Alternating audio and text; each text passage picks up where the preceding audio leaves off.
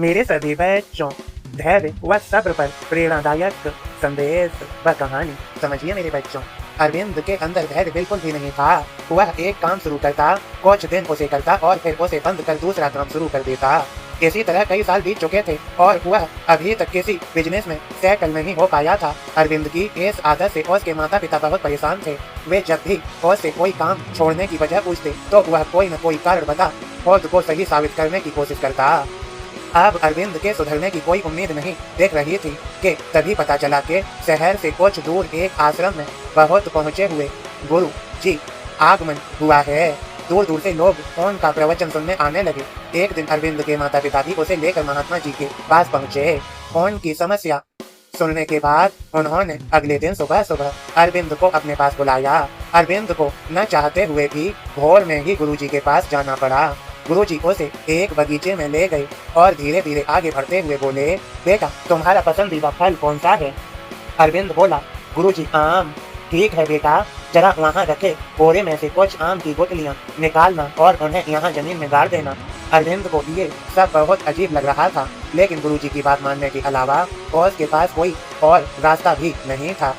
उसने जल्दी से कुछ गुठलियाँ उठाई और फावड़े से जमीन खोद उसमें गाड़ दी। फिर वे अरविंद को लेकर वापस आश्रम में चले आए। करीब आधे घंटे बाद वे अरविंद से बोले, जरा बाहर जाकर देखना उन गुठलियों में से फल निकला या नहीं। अरे इतनी जल्दी फल कहाँ से निकल आएगा? अभी कुछ ही देर पहले तो हमने गुठलियाँ जमीन में गाड़ी थी। अच्छा तो रुक जाओ, थोड़ी देर बाद जाकर देख लेना। कुछ देर बाद उन्होंने अरविंद से फिर बाहर जा कर देखने को कहा। अरविंद जानता था कि अभी कुछ भी नहीं हुआ होगा, पर फिर भी गुरुजी के कहने पर वह बगीचे में गया और लौट कर बोला, कुछ भी तो नहीं हुआ है गुरुजी, आप फल की बात कर रहे हैं, अभी तो बीज से पौधा भी नहीं निकला है, लगता है कुछ गड़बड़ है। गुरुजी ने आश्चर्य से कहा, अच्छा बेटा ऐसा करो, उन गुठलियों को वहाँ से निकाल के कहीं और गाड़ दो। अरविंद को गुस्सा तो बहुत आया, लेकिन वह दांत पीस कर रह गया। कुछ देर बाद गुरुजी फिर बोले, अरविंद बेटा जरा बाहर जाकर देखो, इस बार जरूर फल निकल गए होंगे। अरविंद इस बार भी वही जवाब लेकर लौटा और बोला, मुझे पता था इस बार भी कुछ नहीं होगा, कुछ फल बल नहीं निकला। क्या अब मैं आपने घर जा सकता हूँ? नहीं नहीं रुको, चलो हम इस बार गुठलियों को ही बदल कर देखते हैं, क्या पता फल निकल आए।